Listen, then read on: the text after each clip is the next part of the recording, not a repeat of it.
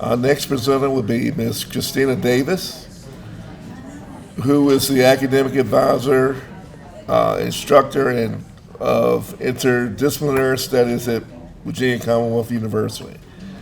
And her discussion will be on changing our narrative through collaborative initiatives with Virginia Native communities. Thank you, Professor Swaddle, for getting the energy back into the room. I teach a class and I move all over, so hopefully, and honestly, this is the perfect time because this is when I teach my class, and I love seeing you all because it's a hybrid class, and most of the time, thank you, Dona. Most of the time, they have the Zoom cameras off. So, thank you for being in person and giving me some energy. Also, I'd like to say thank you for having me. Dr. Edwards, Deborah, thank you for the connection. Kara candidate is not here today.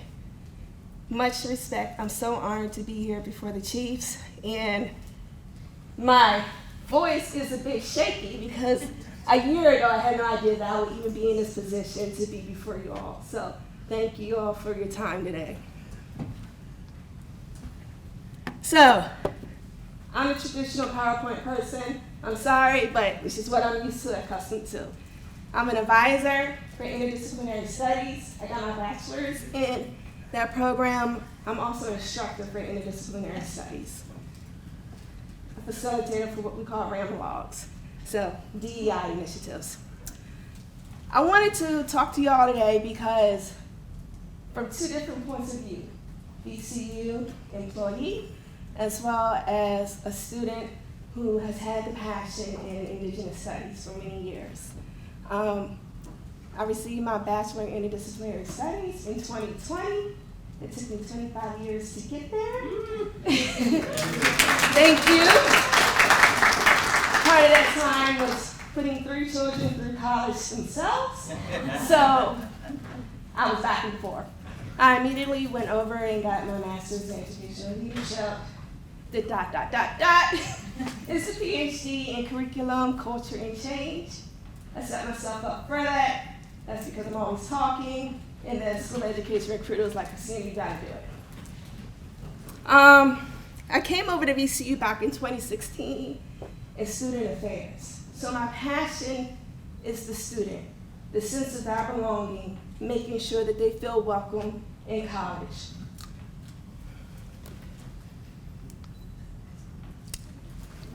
We're a little off, but it's okay. We'll make this work. So part of my time in student affairs, and so currently, I volunteered a lot with the Office of Multicultural Student Affairs. These are some of the programs that we've done over the years. The challenge has been trying to find the students, our Indigenous students, and trying to recruit. So I'm happy to be here today, so hopefully get some names and some interest into VCU so that we can definitely have programming every year that is, and I'm going to say our voice, right? And we do have the Director of Office of Multicultural Programs, or Student Affairs here today. She's in the back. In addition, VCU has the Humanities Research Center. It's fairly new. We have Dr. Christina here as well. I would have to say it's grassroots. We're working on it.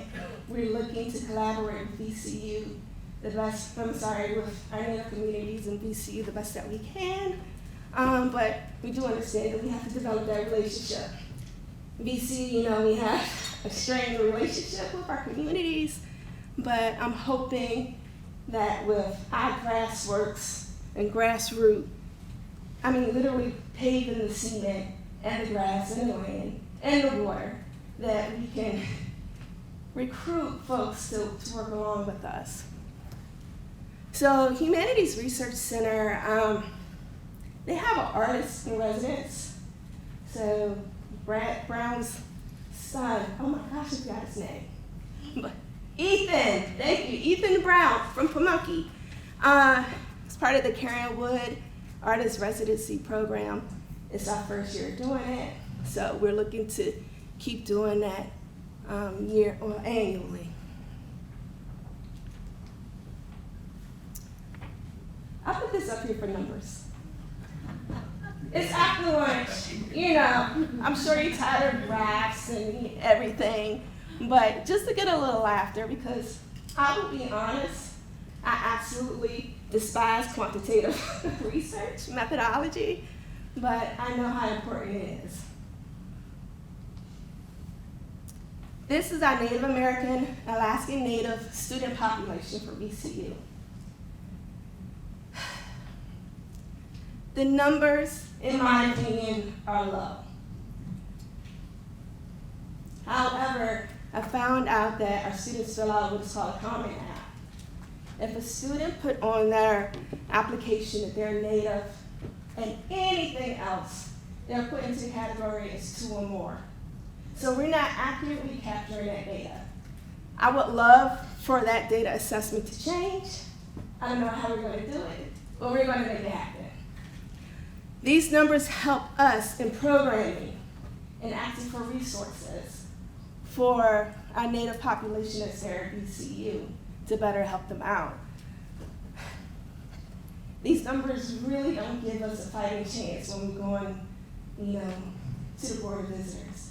Yes? So if you put 2 or more, so Native was 1 and you put another, it does not show up? It does not show up right here. That's the issue. So if you put Native and White, Native and Black, Native and Latino, it just won't show up here. Okay. And that's the scary part when I'm trying to prove why we need programming and other resources and why we should be reaching out to Native communities. Ooh. I got a quick question. Yes.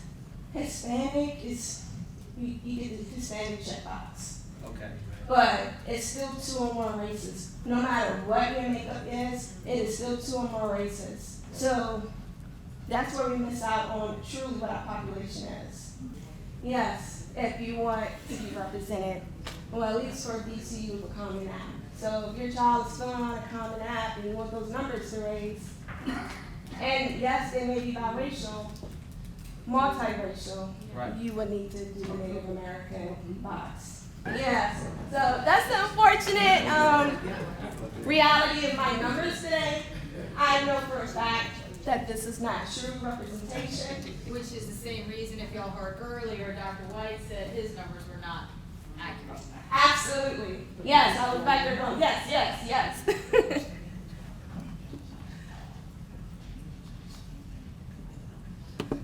So, again, this is a grassroots initiative. So, I'll start back to saying back in 2020 for my senior capstone for the Interdisciplinary Studies program, I did a land acknowledgement presentation. Something that I was supposed to fictitiously say over to President Rao. Well, unbeknownst to me, a year later, I run into Dr. Sanger, and she started a working group for a land acknowledgement. A year later, by the power of her talk, she was able to have a land acknowledgement task force. It's with the provost of the university, and what we have to do, and we're only just 2 months in, but what we have to do is present research and options to Dr. Sanju, and she presents it to the provost, and hopefully we can get up to the Board of Visitors and President Rao. These are our 4 main areas: untold stories, community engagement, healthcare, education. I'm the chair of Education Working Group, and these are our top 3 main initiatives, among some others. I see big, and I just like to throw everything out. Don't know if it's all going to be accepted, but I definitely would think a minor in Native American Studies is needed at the university. It's in the city. The city of Richmond is right in the heart of everywhere. It's the capital. Why is there not a minor in Native American Studies there? There have been a few classes, and I would say my stint of my 25 years back before in school, I was able to take advantage of those classes in 2009 and 2011, but we had a visiting professor. So, and he's moved on elsewhere. Recruitment of Native faculty. As far as I know, as far as the numbers say, we don't have Native faculty. We have staff, but we don't have a representation of teachers for our students. So how can we recruit more Native students if they don't have someone to look at or to go to, even when it comes to staff? The fully online program is something we're going to have to really work hard on, but I do have collaboration with the School of Education and my program in Interdisciplinary Studies, really focusing on, we'll say, rural communities as well as indigenous communities. We understand that we have students that are connected with our community. They don't want to have to leave King William, Charles City, Tappahannock, to come all the way into VCU. So especially if they're worried about what's going on at home, or if they have multiple identities, like me, the non-traditional student. The Health Pathway Initiative, we have a student that is on our task force. She is indigenous. She's not an enrolled member, but which proved to be an issue for obtaining a scholarship. So from one of the North Carolina tribes. However, she has still moves steadfastly in doing the Health Pathway Initiative. There is one, I believe it's at the New York University. It was a weekend program. It's something that VCU can do. We have a whole VCU health system, and we definitely want to connect with our Native students so that they can bring back medicine back into the community.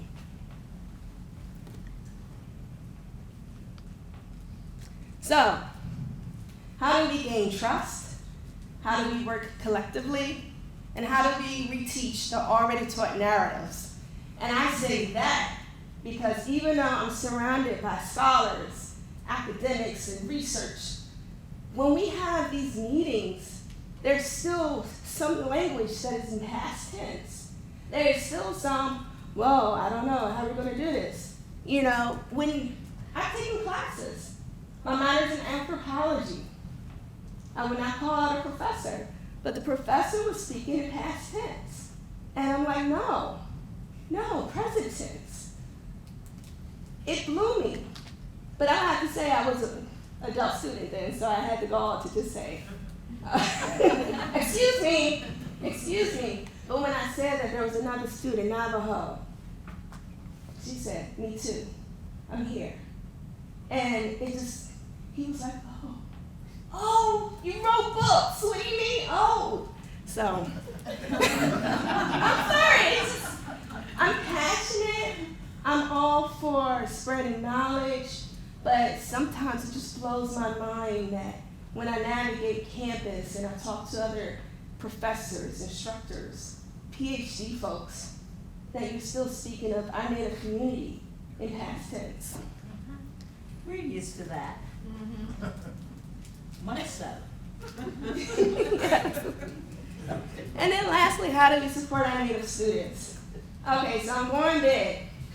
Like I said, I have the Director of Office of Multicultural Student Affairs in the back. She wants a center for Native American students. Yes.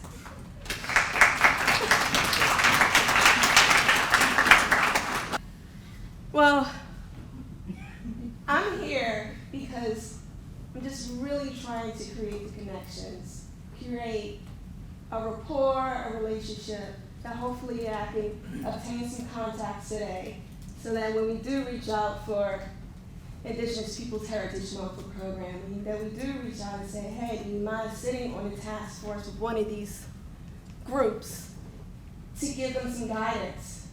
Because we don't have representation hardly in these groups. So I hear different perspectives and different people, and it's getting frustrating. And I'm like, well, we have to work on it. Especially if we want to present this and make it happen. Thank you, I appreciate it. Thank you. Like, you don't know how much that means to me. I honestly would say it's been my passion for many, many years. And I've just been lucky enough to find colleagues that also see it along with me and have that support system. There's few of us, but I think we're a dream team. And hopefully we can make something happen. Hopefully the president of the university will understand the need in a way that we can truly be beneficial to the Native community, especially here in Virginia. And that's the other thing, here in Virginia. And this here, I'm a lifelong learner. I've learned all day long, like even in my title, Changing Our Narratives, and the previous presentation, like adding to our narratives. Like, wow, yes, add to our narratives. And that's it. Any questions? So I want to help you out, Christina. Yes, please. So you had a slide up there, you said, how can we help? Yes. I don't think it's just VTEC or our tribes that can help. I think you have people in this audience here that can help. You have universities here that have done land acknowledgement or are getting ready to do land acknowledgement. They were where you were, and they've made it to the other side. Yes. And I cannot foresee them not willing to help you get to where you want to go from a university perspective. Thank you. And we're here to help you on the indigenous side. Yes. So I think that you have a lot of partners in this room that are willing to help you. And I'm glad you're here because you can network with all of us today. Yes. Yes. Thank you. You're I welcome. appreciate the time, Absolutely. the opportunity. And like I said before, a year ago, I had no idea where I would be standing right here before you all. Hopefully next year I have a better story or a story of what we've overcome in a year and some new information. Thank you. Thank you. Our next presenter is Miss Dona Richardson-Craft from the Pamunkey Indian Tribe, and she's also the STEP Project Director, and she will be presenting on the State Tribal Education Partnership Grant. Okay, guys, I want to thank everybody in VTEC and especially our chiefs for being here today. It is a pleasure to speak before you guys. So, I am the new STEP Director, and I just want to thank once again VTEC for this amazing position. This is truly just a dream job come true for me. And I'm going to go into discussing what the STEP program partnership is about. Okay, so who are we?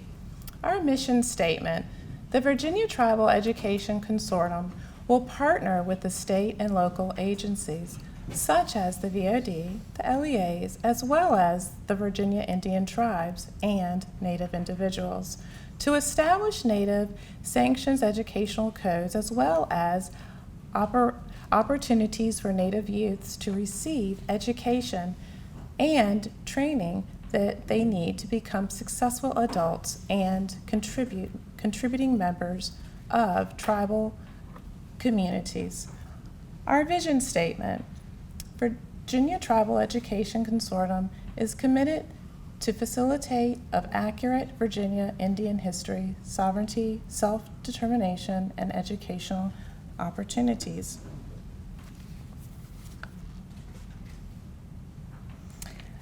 We will be teaching teachers in the school systems the correct information about Native American history. In doing this, VTEC is currently working with various resource partners like the Virginia Department of Education, the Security of Education, universities and colleges, institutions, and our individuals. As you guys see here today, we are partnering, we are talking, we're communicating, we're getting ideas, we're collaborating together. This is a part of the STEP program.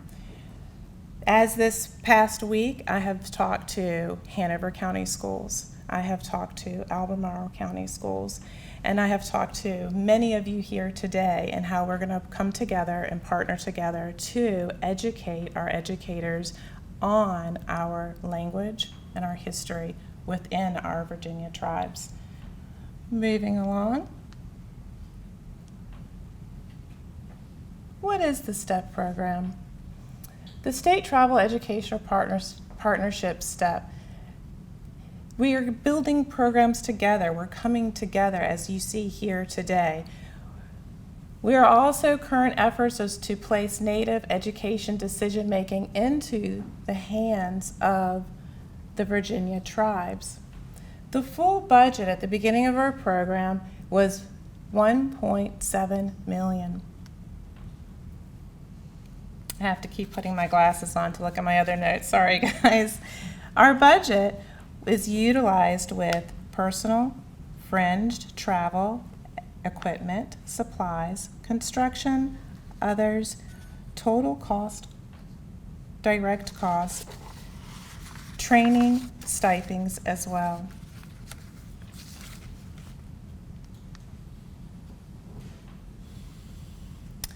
Our goals is to recruit educators equipped to meet the needs of the Virginia Native students.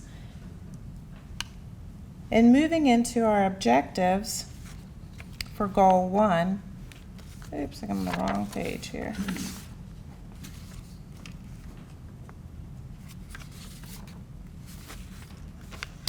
Recruiting and preparing qualified teachers with Virginia tribal language, culture, and history. As many of us have already discussed with each other up here today, it's very important that we get our language into the school systems for our Native students and even for our non-Native students. The history, a lot of our history needs to be rewritten. The truth needs to be out there for our students to learn so that further generations from today, and I think about my grandchildren, my great-great-grandchildren, this is starting here today. What Chief Adams has done for our people and all of us, this is going on forth before our children that are to come. And then hopefully, once my great-grandchildren are here, they will be able to have the language in the schools. They will know the history along with our educators. The tribal liaisons will work in collaborations with ACT to review plans, policies, procedures, and participate as a whole with us at VTEC. Support professional development for teachers to include Virginia tribal language, culture, and history. Moving on to Goal 2 is to promote the availability to work-based learning experiences for Virginia Native students served by the TEA and aligned with the in-demand industries, sectors, or occupations without providing direct services. Oops, was that the last one? Mm-hmm. Oh, I'm so sorry. I thought I had enough. Thought I had another slide. So with this being said, we're all coming together to work together as a unit so that we can bring forth accurate history, language to our educators and work in partnership with all of our educational institutions here in Virginia.